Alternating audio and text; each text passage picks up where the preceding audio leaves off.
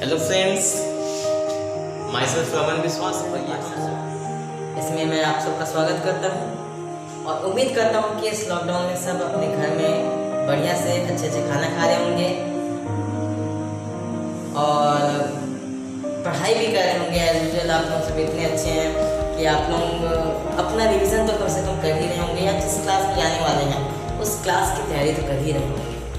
तो ज़्यादा समय बर्बाद न करते हुए आज का जो सेशन है उसको स्टार्ट करते हैं। आज हम लोग का 11th का पहला जो चैप्टर है some basic concept of chemistry, ये आज हम लोग स्टार्ट करने वाले हैं।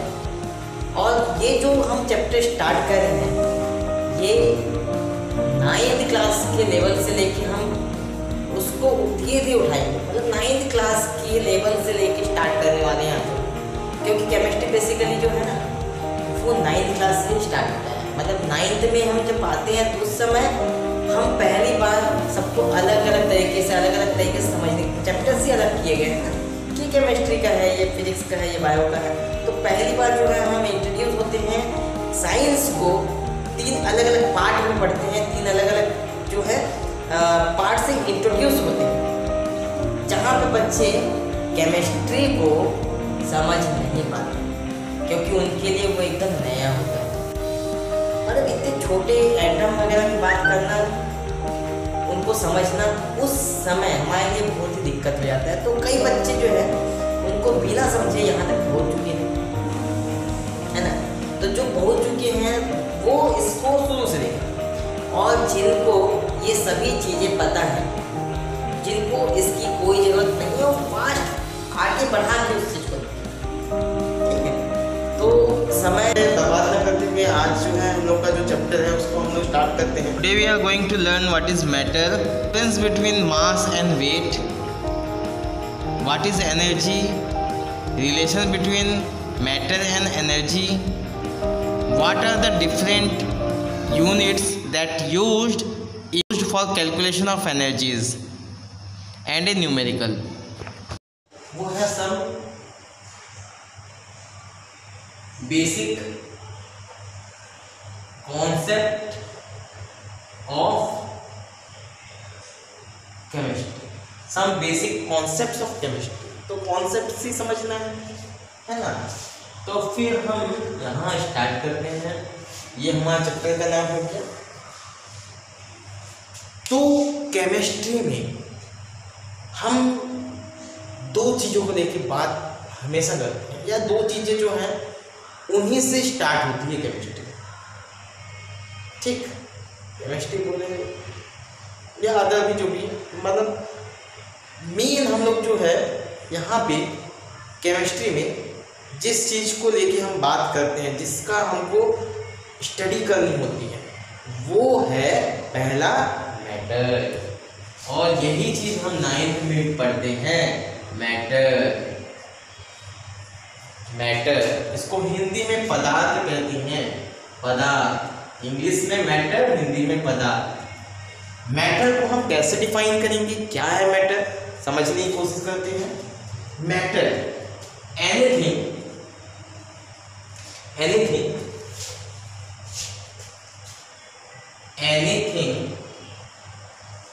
which has mass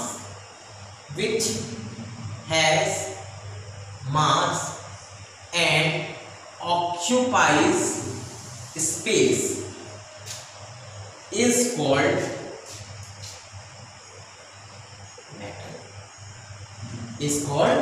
matter।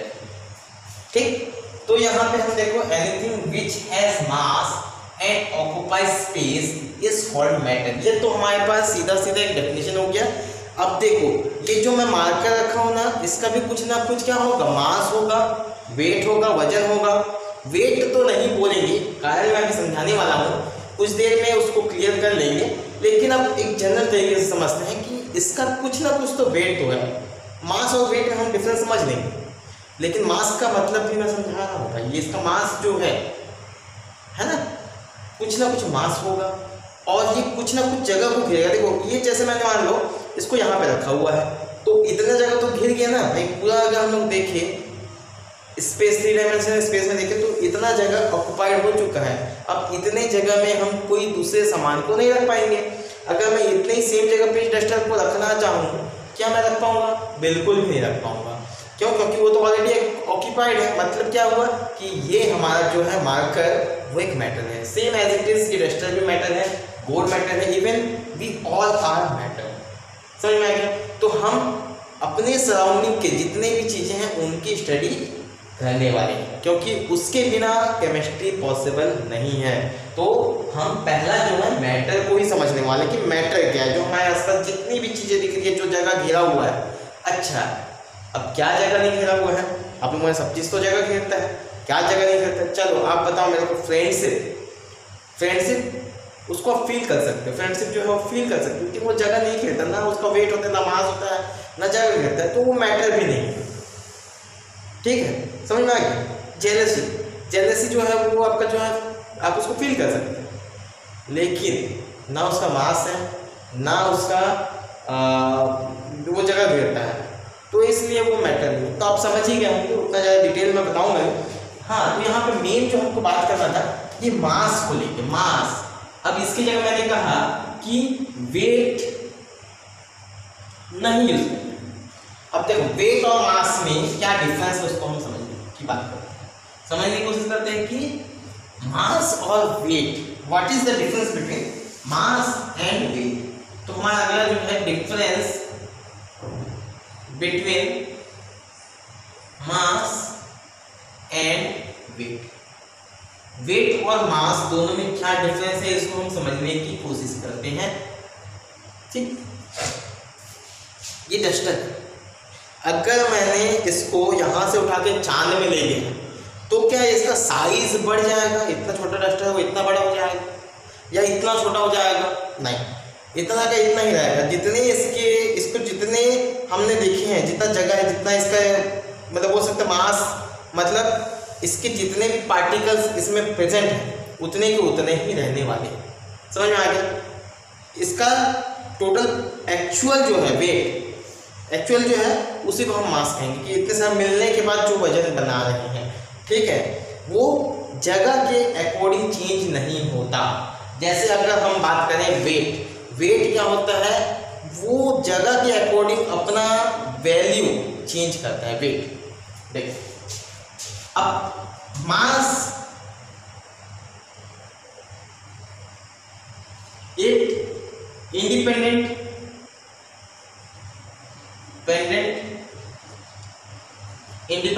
Of place होता है, मतलब जगह के साथ मास चेंज नहीं होता, जबकि वेट डिपेंड्स ऑन या weight depends on the place. ठीक है, तो ये सबसे बहुत ज़्यादा इंपॉर्टेंट बात है कि मास जो होता है वो इंडिपेंडेंट ऑफ प्लेस होता है, वेट जो होता है डिपेंड ऑन द प्लेस। अच्छा, वेट का फॉर्मूला को थोड़ा सा अगर हम देखें तो वेट के बारे में हम समझ सकते हैं। वेट क्या होता है? वेट का फॉर्मूला होता है W is equal to mg।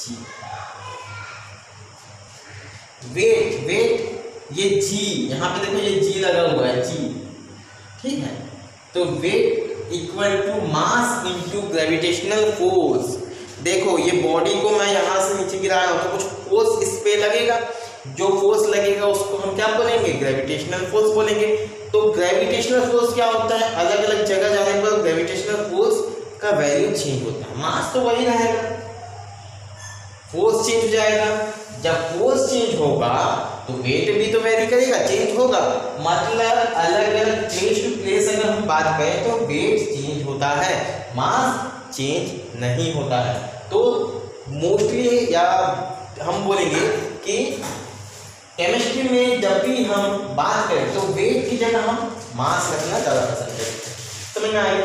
तो ये तो हमारा हो गया मास और वेट के बीच में हमने जो डिफरेंस है उसको भी बता दिया। ठीक,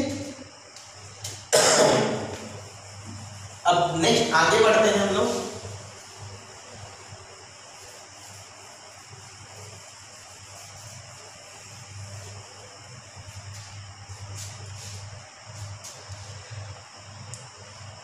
आगे हम लोग बढ़ते हैं, एनर्जी की कुछ बातें करते हैं।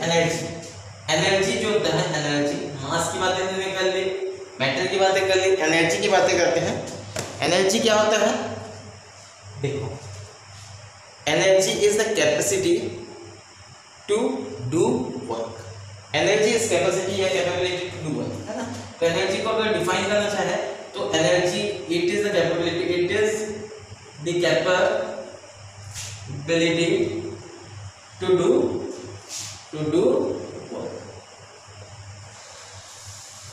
वर्क। मतलब क्या होगा, अब समझना। वर्क, अब देखो यहाँ पे क्या हो गया, वर्क करने के लिए मतलब कि जो हमको चाहिए, किसी भी वर्क करने के लिए जो कैपेबिलिटी चाहिए, उस कैपेबिलिटी को हम एनर्जी कहते हैं, ठीक है। अब वर्क क्या हुआ, वर्क इक्वल टू, वर्क मतलब क्या होता है, किसी भी मासिव सब्सटेंस को, ठीक है, किसी भी मासिव सब्सटेंस को या तो पुश करें या तो पुल करें, उसे हम क्या कहते हैं, वर्क करना कहते हैं। या तो हम उसको पुश करें या तो पुल करें, ठीक है। तो जैसे ये बॉक्स है, अब इस बॉक्स को यहां से हमने पुश किया, तो हमने क्या किया, दिस इज कॉल्ड वर्क। ये पूरा जो होता है, इसको हमने बोला कि हमने वर्क किया, पुश किया, धक्का लगाया, कुछ आगे चला गया, तो उसको हमने बोला पुश किया, ठीक है। तो अब ये खुद समझो, वर्क का मतलब क्या हुआ,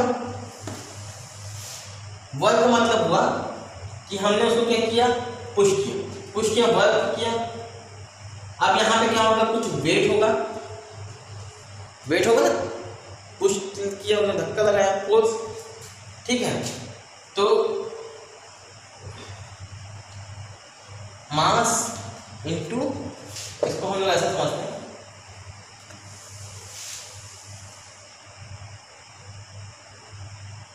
work equal to mass into displacement,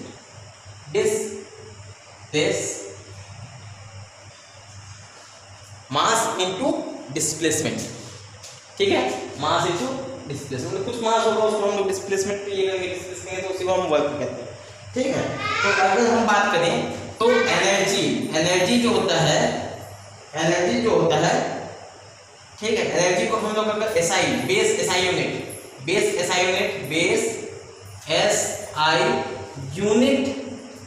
of energy अगर हम बोले, base SI unit of energy, तो मतलब क्या होगा, एनर्जी का बेस एसआई यूनिट होता है, अगर हम लोग इसको बोले एनर्जी को, तो ये होगा केजी मीटर स्क्वायर सेकेंड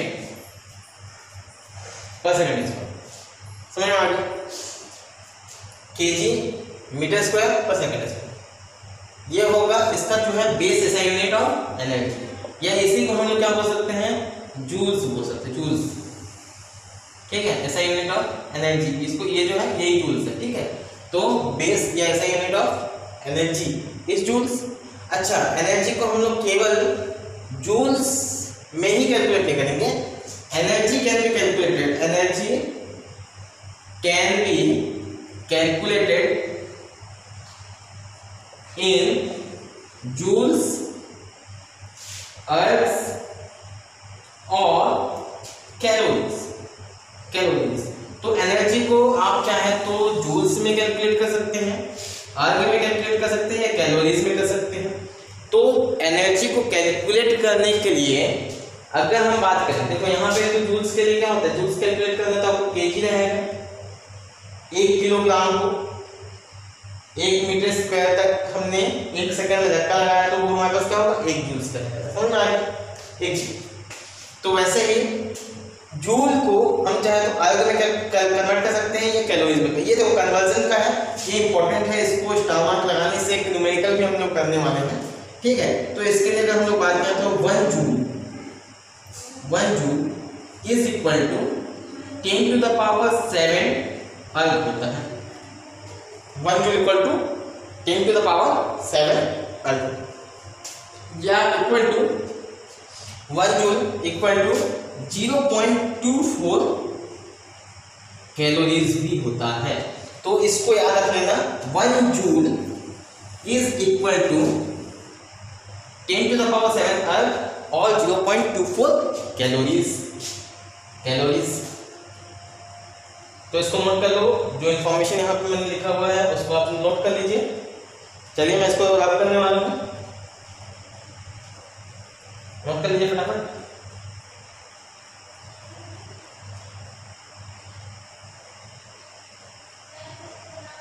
चलिए अब देखो, अब हम क्या करने वाले हैं, एनर्जी और मास दोनों के बीच का हमको क्या करना है, रिलेशन जो है उसको देखना है, क्या है एक्चुअली, क्या है दोनों के बीच का जो रिलेशनशिप है वो क्या है, क्या हम समझते हैं। तो आपको ये जान के थोड़ा सा हैरानी होगा कि मास और एनर्जी एक ही सिक्के के दो पहलू हैं। मतलब एक सिक्का है ना, एक सिक्के को इधर देखो जैसे हेड, इधर देखो टेल होता है ना, वैसे एक तरफ जो है मास होगा तो दूसरी तरफ एनर्जी होगा, ठीक है। तो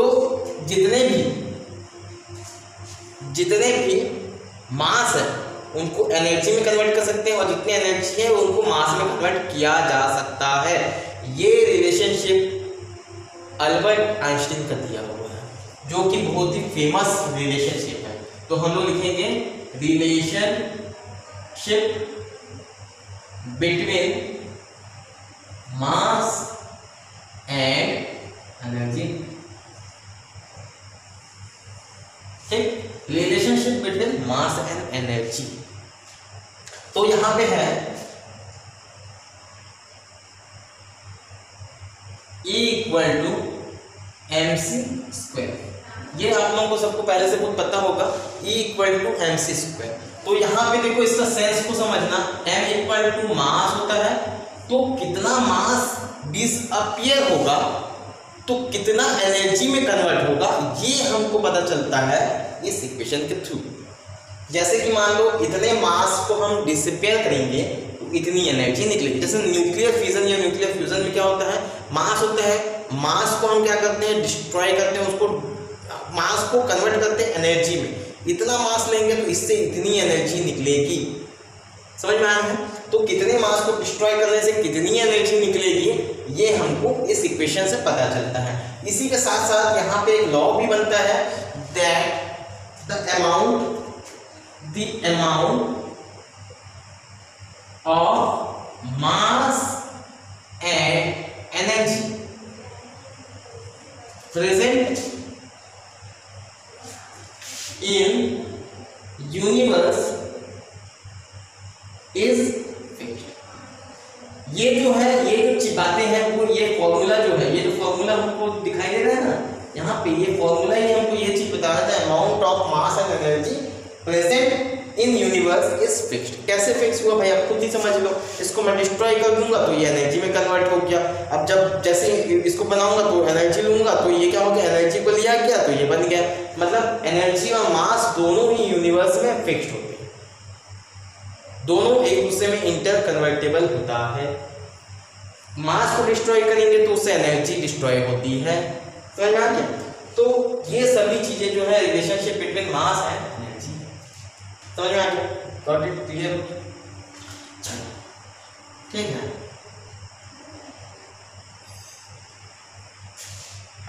अब दूसरी बात हम एक बात करते हैं, अगला एक क्वेश्चन सॉल्व करते हैं। क्वेश्चन, इसको बहुत सिंपल सा क्वेश्चन है।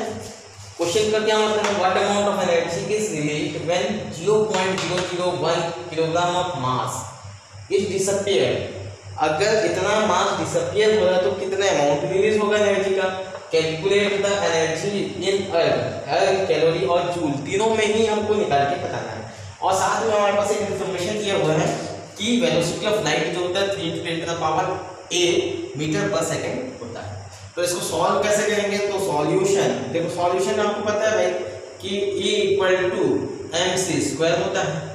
तो E = क्या होगा, कितना, अच्छा एक बार बताओ, मास यहाँ पे क्या है, m = मास = 0.001 kg, और इसको हम क्या बोल सकते हैं 1 × 10⁻³ kg, ठीक है। तो ये हमारे पास गेन कर गया, और प्लस हमारे पास वेलोसिटी ऑफ लाइट कितना है 3 × 10⁸ मीटर पर सेकंड है, ठीक है। तो ये हमारे पास इंफॉर्मेशन दिया हुआ, तो m क्या हो जाएगा 1 × 10⁻³ 3 × 3 × 10⁸ का स्क्वायर हो जाएगा। तो ये पूरा जो कैलकुलेशन है उसको करने के बाद to the power 9 into 13 joule आएगा, जूल करके देख लो भाई। 3 3 9 होगा 9 10, और यहाँ पे देखो 10 यहाँ पे 3 है, और यहाँ पे कितना हो गया 8 to 16 16 माइनस 3 13, तो यहाँ पे 9 into 10 to the power 13 joule, ये हमारे पास आ गया। अब हमको पता है we know that 1 joule equal to कितना होता है, 1 joule equal to 10 to the power 7 erg equal to 0.24 calorie होता है, कैलोरीज। तो यहाँ पे क्या होगा, इतना जूल कितना हो जाएगा 9 into 10 to the power 13 into 10 to the power 7 equal to कितना हो गया 9 into 10 to the power 20 erg हो गया। इतनी अर्थ हमारे पास ये होगा। और आखिरी जो है कैलोरी के लिए अगर हम कैलकुलेट करना चाहें तो 9 into 10 to the power 13 into 0.24, इसको हम लोग करेंगे कैलकुलेट करेंगे तो समथिंग 2.24 इंटू 9, तो कितना हो जाएगा 9 4 जा 36 8 93 18 19 20 21 तो 2.16 इंटू 10 टू द पावर 13, ये हमारे पास। तो आज के लिए बस इतना ही है। आज हमने देखा relationship between mass and energy. जो नेक्स्ट वीडियो जो हमारी आएगी जिसमें हम लोग पढ़ेंगे, जिसमें हम लोग बात करेंगे क्लासिफिकेशन ऑफ मास का, क्लासिफिकेशन, और वहाँ पे हम लोग थोड़ा सा जो है 9th क्लास के टॉपिक को ही कवर करेंगे। मतलब ये लगभग 1 2 3 क्लासेस तो ऐसी हैं जहाँ पे आप बोल सकते हैं पूरा चैप्टर ही एक्चुअली में बोले तो लगभग एक चैप्टर के जो 60% जो टॉपिक्स है या 60% जो पोर्शन है वो 9th में आप कहीं ना कहीं देखे होंगे। इसमें बस ये है कि समझना है, इसमें समझना है, और इससे बहुत ही ज़्यादा क्वेश्चन बनते हैं, चाहे नीट में हो चाहे जेई में हो, हर जगह पे इससे रिलेटेड क्वेश्चन